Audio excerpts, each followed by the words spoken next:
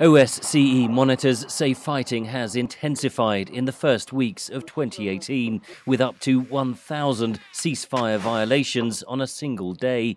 Increasingly, the 700 unarmed monitors are being prevented from doing their job. That is done through passive obstacles, minefields, other physical obstacles that are put in our ways that are not removed and represented at the same time a violation of the agreements.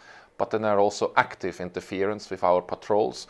We're stopped at checkpoints, not let further. We are threatened at checkpoints.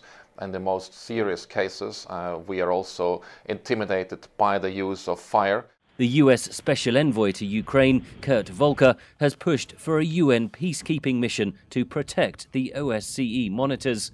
A new report commissioned by former NATO chief Anders Fogh Rasmussen, now an advisor to Ukraine's president, calls for a peacekeeping force of 20,000 soldiers from non-NATO countries.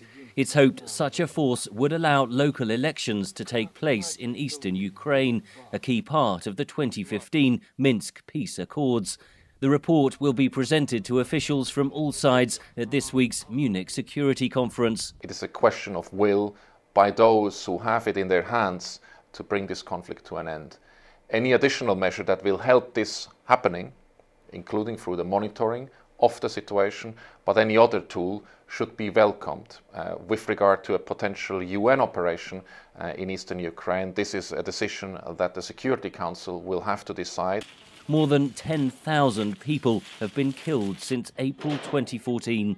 Hug says most civilians don't support the conflict or its aims. They themselves don't believe in this conflict. The fact that up to 40,000 Ukrainians cross this line both ways on a single day, every day, is very promising. Normally the contact line is a division line, not in this conflict. The line doesn't exist in their heads. It's a tragic reality there on the ground. So I think even on behalf of the civilians that bear the brunt of this conflict, dialogue is required, and they express that every day.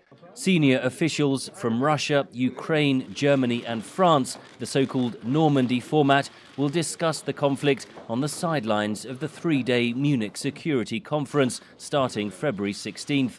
As a member of the UN Security Council, Russia could veto any peacekeeping mission. Henry Ridgwell for VOA News, London.